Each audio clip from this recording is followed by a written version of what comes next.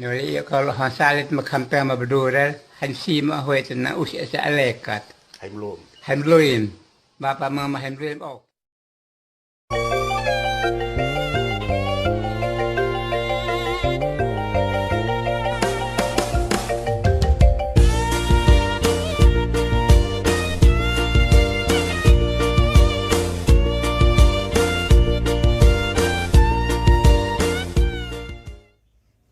Saya Pater Agustinus Hieronymus Daesoro dipanggil Pak Teroni. Saya bertugas di Soferdi. Ya, Pater sudah menjadi imam berapa lama, Pater? Ya, insya Allah. Terima kasih, puji Tuhan. Baru 15 tahun ya dalam imaman. 15 tahun itu perjalanannya ya jatuh bangun sebagai seorang imam pasti ada.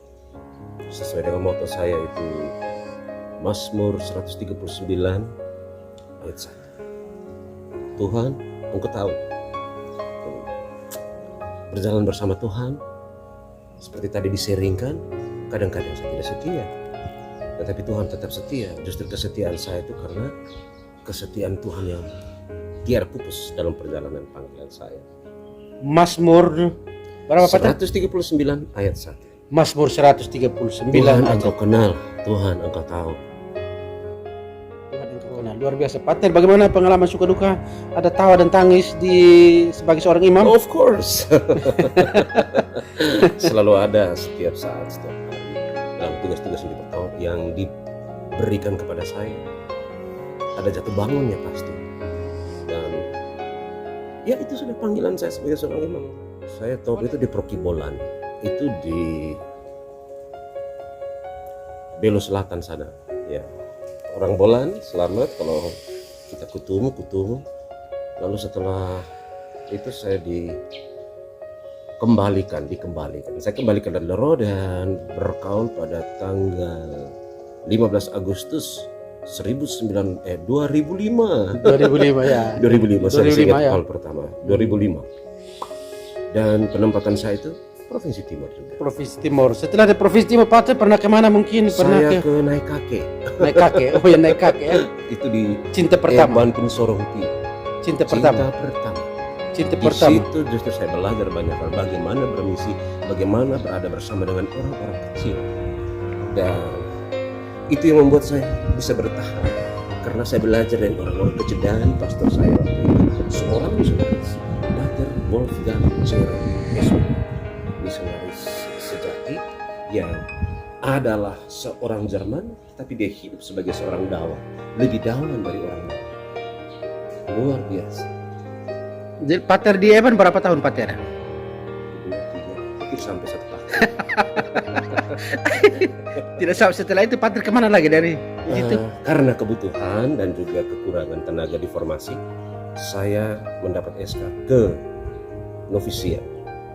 Novisiat Ninuk. Oh, Novisiat Santo Yosef Ninuk. Oh ya, nama itu. Saya hampir Novisiat ingat. Santo Yosef Ninuk. Mhm. Berapa tahun di Novisiat Santo Yosef Ninuk, Pater? Sekitar 7 atau 8 tahun. Wah, luar biasa. Ini mendidik para frater. Saya melihat itu bukan sebagai proses pendidikan para frater, tapi bagaimana saya memformat diri saya.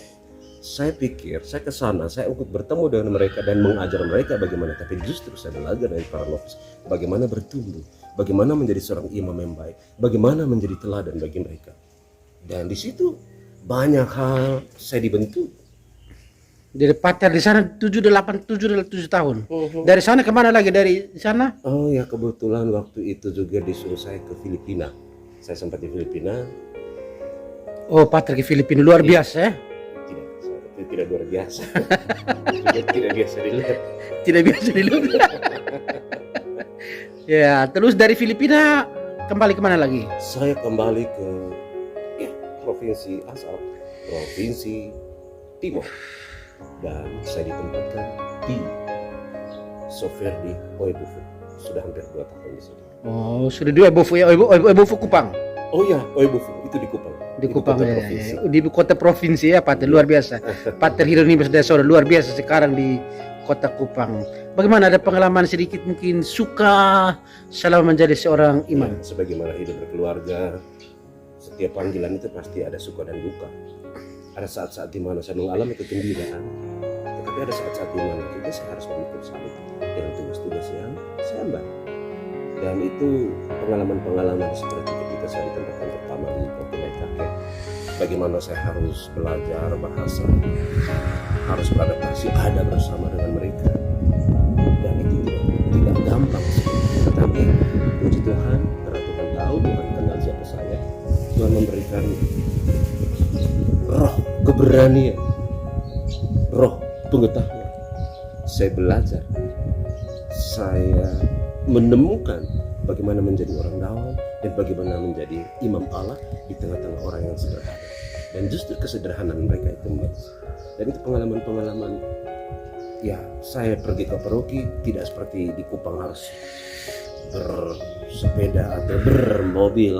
Di sana jalan kaki. Pergi hari Senin, pulang hari Sabtu, jalan kaki setiap stasi hampir 5-6 kilo atau 10 kilo, tetapi sangat membahagiakan. Oh, jadi pater sungguh bahagia di paroki Naik kaki. naik kakek, luar biasa. Pasti umat naik kakek masih ingat ya? Masih ingat, sangat ingat. Pater dari paroki naik kakek, cinta pertama lagi itu. Oh, cinta pertama tidak akan pernah lupa. Tidak First akan love, lupa. you know. First Love. love. Bagaimana itu pengalaman sukanya? Mungkin ada satu pengalaman yang membuat pater sedikit dukanya atau sedikit terguncang sebagai seorang imam. Ya, pengalaman terguncang itu kalau tidur sendiri. Sorry, pengalaman terguncang itu seperti saya berpikir bahwa menjadi seorang imam itu segala sesuatu disiapkan. Ketika saya ada di paroki, saya justru mengalami bagaimana sebenarnya menjadi seorang imam. Jalan kaki naik gunung, turun gunung, yang selama itu belum pernah saya alami. Saya sempat, oh ini kah sebenarnya menjadi imam. Dan ketika saya berada di novisiat, saya berpikir bahwa di novisiat itu ya saya hanya kerja untuk mengajar, tapi lebih berat dari itu. Bagaimana menjadi teladan, bagaimana harus bangun lebih pagi dari para novis, dan bagaimana saya harus buat yang terbaik. Menjadi contoh. Nah, harus menjadi contoh, dan saya pikir teman tahu bagaimana ketika saya berada di Lebeler. Ya, menjadi contoh itu loh. Menjadi contoh itu harusnya menjadi yang utama, dan itu berat pertama untuk saya dan ada penolakan di dalam hati. Tetapi ternyata itu tadi kesetiaan Tuhan itu menyentuh saya untuk setia dalam jalan panggilan saya. Dan itu untuk saya pengalaman-pengalaman guncang yang membentuk saya. Bagaimana pesan pater untuk SVD atau untuk anak-anak muda? Ya, pesan apa ya? Ya, Doa untuk saya, doa untuk semua imam, doa untuk semua misionaris, dan juga untuk anak-anak muda. Jangan pernah tutup hati terhadap panggilan Tuhan. Jadilah imam Allah, seorang SVD atau imam mana saja, yang pasti dunia masih membutuhkan para imam. bagaimana pesan pater untuk umat? Untuk umat, doa banyak untuk kami. Juga ajar anak-anak untuk belajar berdoa. Terlebih dalam situasi pandemi seperti ini, semakin hari semakin jauh dari Tuhan anak-anak, karena saya lebih lihat mereka menggunakan ini itu.